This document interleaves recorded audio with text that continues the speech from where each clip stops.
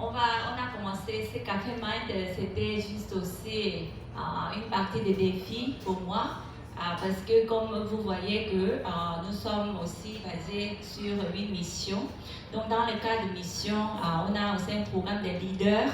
Dans le cas d'échange des leaders, voici, des leaders de l'Église aussi viennent pour échanger et aussi des leaders de Gabon partent au Cameroun. Donc c'est dans ce cadre-là que nous avons pu, j'ai envie aussi organiser un événement de côté de l'ONG parce qu'il y a certains leaders aussi de notre mission, ils sont aussi souvent spécialistes aussi dans notre ONG. Donc quand j'ai trouvé aussi en Chenjano, vraiment j'ai envie d'organiser quelque chose. Mais aussi c'était un défi parce que le temps était beaucoup limité. Je n'avais pas le temps de publier aussi ou bien d'inviter les gens. Donc je crois qu'aujourd'hui c'était le premier pas. Mais vraiment, je veux remercier d'abord pour notre membre de la formation des spécialistes. Ils sont toujours fidèles à notre programme. Et aussi, merci aussi pour les nouvelles personnes qui viennent de découvrir aussi notre programme de Mind.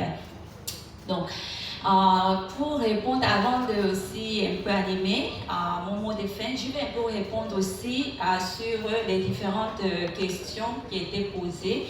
Que premièrement, par rapport comment on peut, n'est-ce pas, chercher, c'est ça, chercher un fournisseur, n'est-ce pas, donc je constate que ici, peut-être vous aussi, vous pouvez voir que dans les différents ateliers, par rapport au business, on apprend comment gestionner bien l'argent, comment aussi on peut bien vendre aussi nos choses, peut-être certaines techniques que peut-être on peut vous apprendre. Mais aujourd'hui, on n'a pas prévu aussi ces genre d'intervention parce que d'abord, notre priorité ici de notre ONG, c'est ce qui concerne le mental.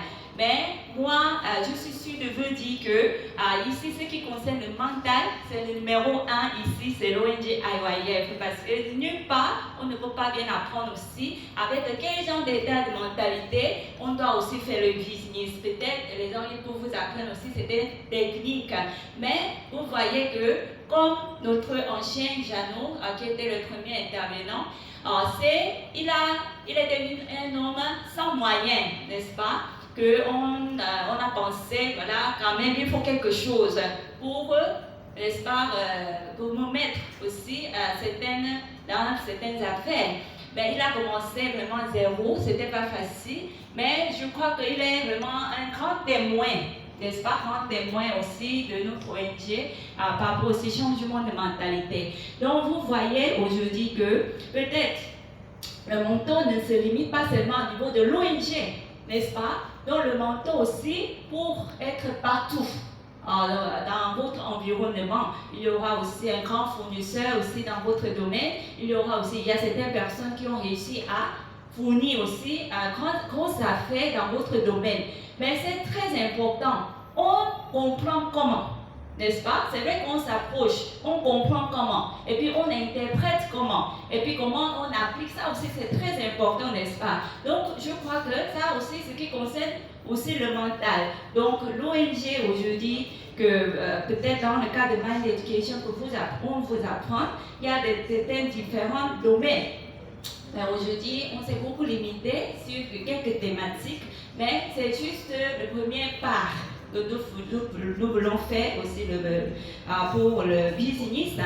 Mais je crois que même aussi de venir chercher un fournisseur aussi, c'est un défi, n'est-ce pas? Donc tout ça, il faut avoir certains éléments de l'éducation, changement de mentalité.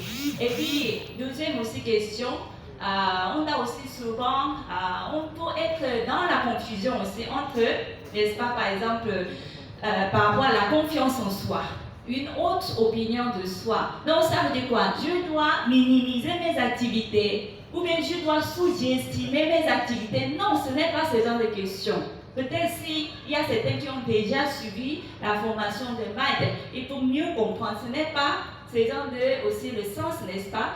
Donc peut-être on peut, ce n'est plus sous-estimer, mais aussi on ne doit pas aussi aller surestimer. Mais une fois que moi j'ai la fierté aussi dans mes affaires, dans les aussi bonnes expériences, on peut vite aller, n'est-ce pas, vers surestimation.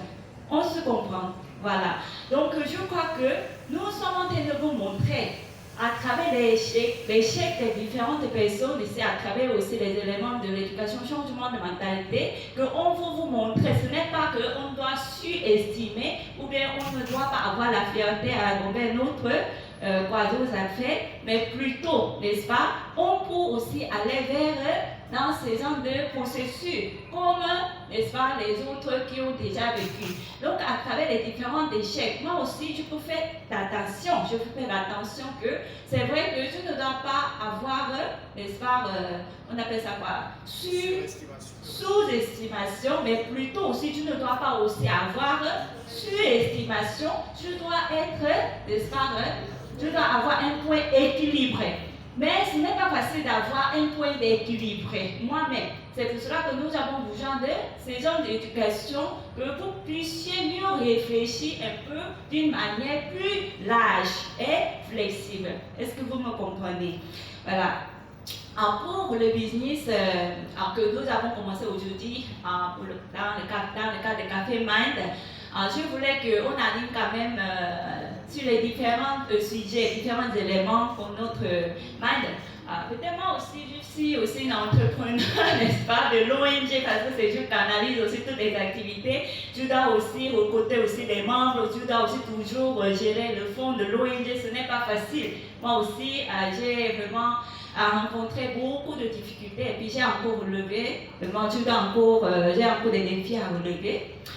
Mais l'éducation, changement de mentalité que je suis en train de pratiquer, même aussi je suis en train d'apprendre, ça m'aide beaucoup aussi à gérer mieux mon ONG. Par exemple, la réflexion profonde, c'est quoi? Comment on peut concrétiser? Et puis comment on peut bien aussi, n'est-ce pas, planifier notre business, n'est-ce pas? Et puis, deuxième élément, c'est quoi? Notre deux élèves, c'est quoi? La maîtrise du soi, n'est-ce pas? Comment on peut bien maîtriser aussi bien gestionner aussi notre argent et aussi comment on peut discipliner notre sentiment envers les clients, envers aussi les différentes personnes dans notre environnement, n'est-ce pas? Mais troisième élément aussi, c'est quoi? L'échange, n'est-ce pas? Comment on peut aussi bien communiquer, avoir une bonne conversation, n'est-ce pas, dans mon environnement pour le business, c'est ça? Et puis quatrième élément, c'est quoi? Le défi, comme le premier intervenant a dit, comme les 4 lépreux, n'est-ce pas? Même si on n'a rien, mais on fait le pas, petit pas à pas. C'est ça ce que nous sommes en train d'apprendre, n'est-ce pas? Donc je voulais qu'on anime sur les différents éléments.